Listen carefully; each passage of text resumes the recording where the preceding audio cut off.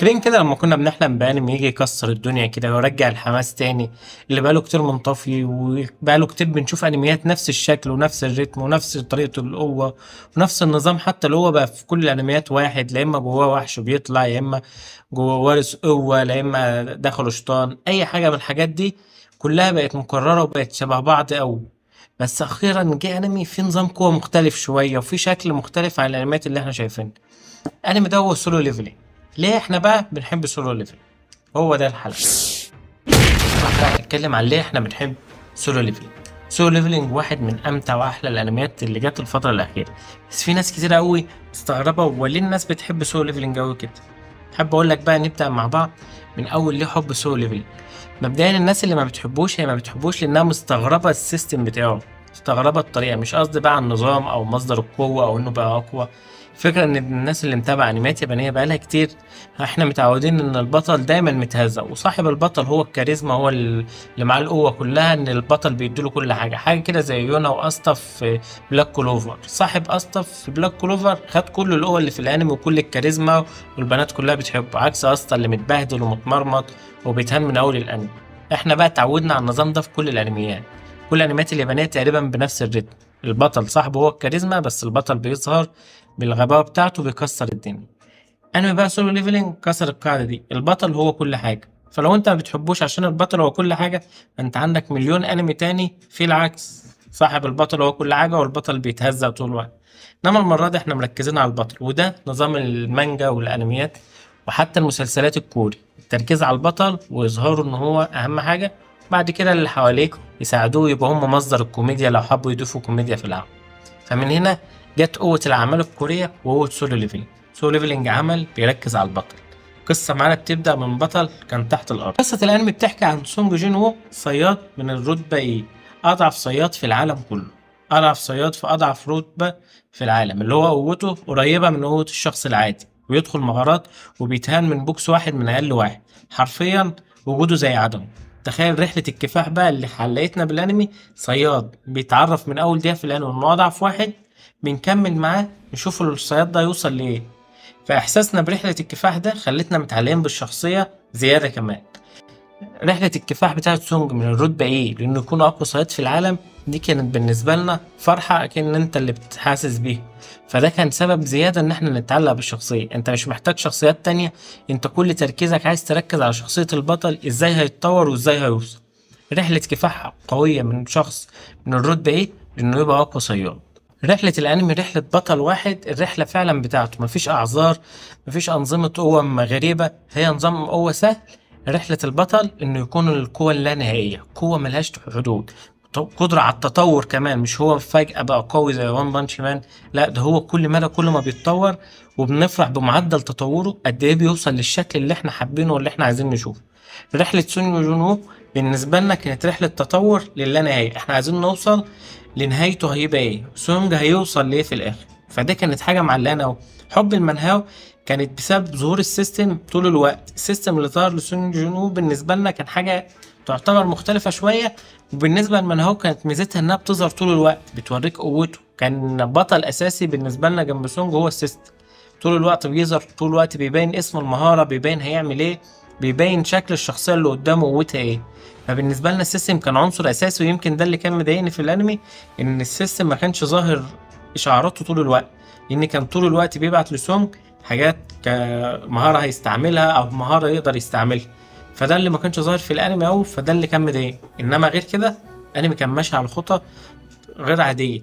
كاريزما البطل من اول دقيقة بتظهر مع القوة، هي دي كمان حاجة بتعلقني بيها اوي. البطل من اول ما كان رتبة بيه لما حارب الشخص اللي جوه المغارة اللي كان عايز يقتلهم كلهم، في الوقت ده هو كان رتبة بيه، بس احساسنا كان محسسنا ان هو بقى خارق. ولما دخل المغارة الحمراء ديت وطلع وقابل بيك، بيك كان صياد من اقوى صيادين كوريا تصنيفه اس. على فكرة سون جون ما كانش وصل لتصنيف اس في الوقت ده، كان في الرتبة عالية من رتبة ايه. بس في الوقت ده اغلب الناس كانت مقتنعة ان هو اقوى من بيك، بس بيك نفسه قال بعد كده ان هو في الوقت ده ما كانش اقوى منه، بس بعد كده اما قابله بقى اقوى منه بكتير. فده اللي عرفه ان الصياد بيتطور كل مدى بيبقى اقوى بكتير. بس بالرغم من ده كاريزمته كانت مغطية على كل ده. كاريزما سونج بتخليه مختلف عن أي بطل أنمي تاني. كشخص ليه كاريزما من اول دخول، بيخلي حتى الشخصيات في الانمي بتحترمه. نظام القوة والشخصيات اللي معاه، انت مش محتاج شخصيات بالشكل التلقائي بتقعد تتكلم معاه. بس الظلال بتاعت سونج نفسها بقى ليها جمهور، سواء اجريس او بيرو او تاسك اللي هو بقى كايبا في النسخة الياباني. كل دول شخصيات ليهم جمهور نفسهم، الظلال بتاعته اللي هي قوته بقى ليها جمهور، وعندهم ليه اخلاص مش طبيعي، اخلاص لما لا نهاية، وفاء، وبينفذوا كل اوامره بحذافيرها. حاجة كده متعة ليفل هو ما كناش متخيل. لو اتكلمنا مبدئيا على المنهو، فاحب اقول لك الرسم كان فيها خرافي، كانت علقتنا اساسا بالمنهو، خلتنا نقرا اي منهو تاني، وكانت بوابه ناس كتير انها تقرا المنهو بتاعت الكوري. بس الرسم بقى والتحريك في الانمي كان اسطوري، كان حاجه كده بيقول لك انت هتبقى جوه اللعبه نفسك، انت بنفسك هتشوف رسم وتحريك واستات اسطوريه هتخليك تحس ان انت جوه الانمي وبتتعامل. معركة سونج وكارجال اللي هي كان الساحر العظيم ده، كانت معركة أسطورية، كان بان فيها رسم وتحريك مش طبيعي. معركته مع باران برضو كانت خارقة، ومعركته مع بيرو بقى في النهاية هي أكتر معركة كانت الناس مستنياها، وفعلا ما خيبتش ظن حد. الرسم والتحريك وجودة الرسم كانت خرافية. الاستوديو بيقول لك احنا اهو حرفيا أبدع فيه. عايز أقول لك إن ميزانية الأنميات كلها تقريبا اتحطت في القتالات دي. خليني أقول لك بصراحة كده، أي حد قرا المنهو كان بصراحة قلقان لما اتحولت لأنمي. كان شكل البطل، كان هيعملوها بالظبط، كان هينسوا ايه، هيسيبوا ايه. بس القتالات والمعارك خلتنا ننسى اي حاجة ما اقتبستش بالظبط، خلتنا فعلا نحس بالمتعة اللي احنا ما كناش قادرين نتخيلها. ففعلا الاستوديو ابدع وطلع لنا واحد من افخم الانميات اللي هنقعد سنين نتكلم عنه، وهنتكلم على القتالات اللي فيها اللي فعلا ابهرني بيه. انا عن نفسي ما كنتش قادر اتخيل المتعة اللي انا شفتها دي، شفتها من بقالي سنين في اي انمي تاني.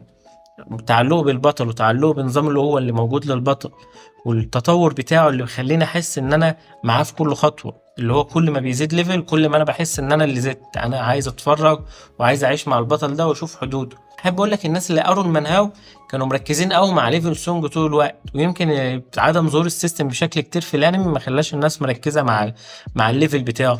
بس الليفل بتاعه كنا طول الوقت بنتمنى نشوفه بس في ليفل 100 هيوصل لايه. حابب اقول لك ان هو في اخر حلقه كان واصل فعلا لليفل 100.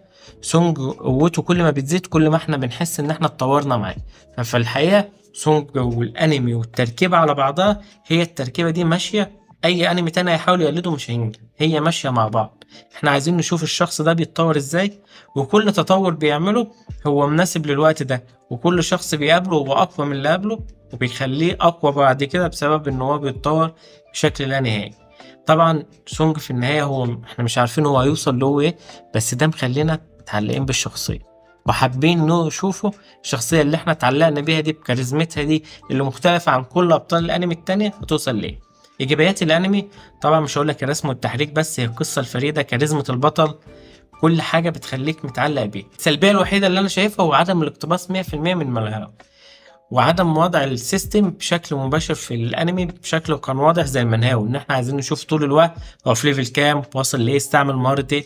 فدي كانت السلبيات اللي كانت مضايقانا. غير كده الرسم والتحريك الاستوديو ما بخلش. حابب اقول لك الانمي واحد من اعظم الانميات اللي نزلت الفترة الاخيرة. اي حد ما شافش الانمي يشوفه، لانه هيجرب تجربة مش طبيعية، تجربة ما حصلتش كتير في عالم الانمي. انت حرفيا مش بس بتتفرج على انمي عشان تستمتع بيه، انت بتعيش جوه الشخصية وجوه الابطال وجوه التطور ده.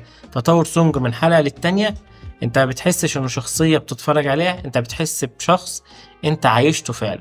فبالنسبة لي دي كانت امتع لحظة، ان انا وانا بشوف سونج وهو بيتطور كل مدى. فده اللي علقني بالشخصية وشخصية البطل. ولو عايز تشوف شخصيات تانية غير البطل في انميات تانية، كل الانميات فيها صديق البطل اللي بيهزقه طول الوقت واللي بيتخانقوا، وصاحبة البطل بتضربه وبيطلع له حاجات غريبة كده. بس الانمي ده اثبت انه مختلف. خليني اقول لك حاجة في النهاية، لو انت بتحب البطل اللي هو بيكسب قوة بشكل لا نهائي، بتحب الحاجات اللي فيها زي ما بيقولوا اوفر باور، هو ده الانمي المناسب ليك. انا عايز اشوف بطل بيتطور وقوي فعلا. انا كده كده عارفين ان البطل هيكسب في الاخر، ايا كان بقى طريقة المكسب هي دي اللي بتفرق. فان الانمي يجي ويكلمك على الطريقة دي، فده حاجة مبسطاني. انا عايز اشوف البطل بكاريزمته باسلوبه، واحب اشوف البطل دايما وهو الناس بتعرف قد ايه هو قوي. فالانمي تقريبا عبى غرورنا من كل الحاجات دي، وعبى متعتنا من التفاصيل الصغيرة دي، خلانا فعلا متعلقين بيه.